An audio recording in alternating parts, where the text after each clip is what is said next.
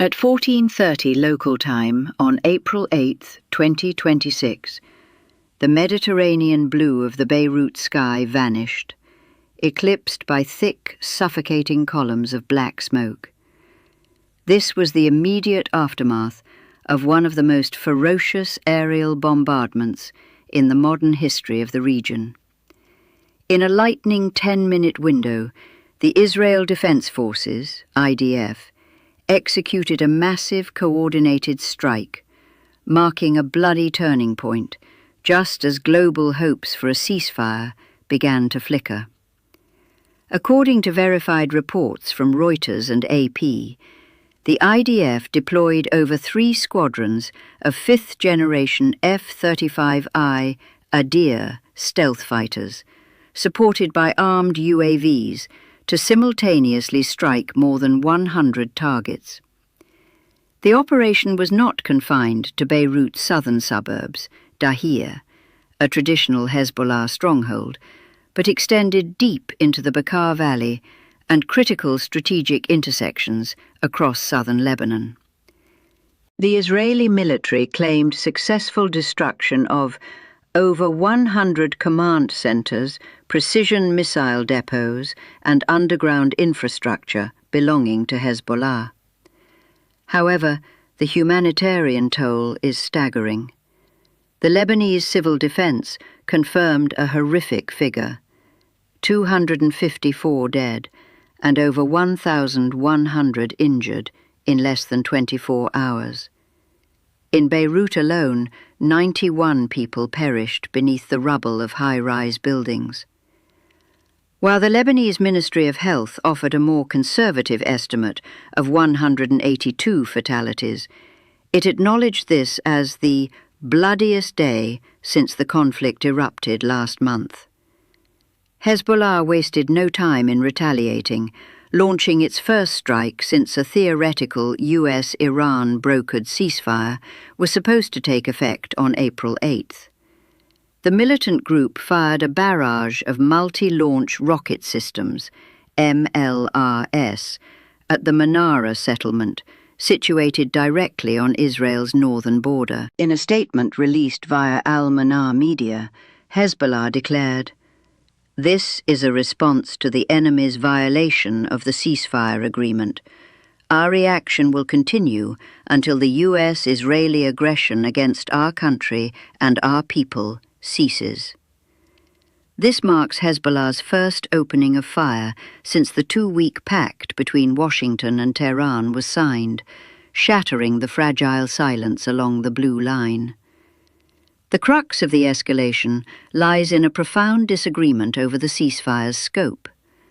Pakistani Prime Minister Shehbaz Sharif, acting as a key mediator, initially asserted that the truce covered all fronts, including Lebanon. However, the reality in Washington and Tel Aviv painted a different picture. U.S. Vice President J.D. Vance and White House Press Secretary Caroline Leavitt both stated that Lebanon was not part of the agreement between the US and Iran. Israeli Prime Minister Benjamin Netanyahu seized upon this legal and diplomatic loophole to assert the IDF's freedom of action. "We are not bound by any agreement that allows Hezbollah to continue threatening Israel's northern border." Senior Hezbollah MP Ibrahim al-Musawi fired back. "We were informed that we were part of the ceasefire, and we complied. However, as usual, Israel has violated the agreement and carried out massacres across Lebanon." The Iranian Revolutionary Guard Corps, IRGC, has also signaled its involvement. Following the Beirut strikes, high-ranking IRGC generals issued a stern warning of a response that will make the US and Israel regret their actions. Tehran's presence in the shadows suggests it is attempting to protect its proxies while keeping diplomatic channels open with Washington to ease economic sanctions. The events of April 8th did not occur in a vacuum. They represent the apex of a cycle of violence that began on March 2, when Hezbollah launched rockets following the assassination of Iranian Supreme Leader Ali Khamenei during the opening days of the 2026 Middle East War. Israel is currently pursuing a high-risk military logic, decoupling the Lebanese front from the US-Iran deal. By insisting Lebanon is outside the ceasefire's scope, Netanyahu is sending a clear message to both Washington and Tehran.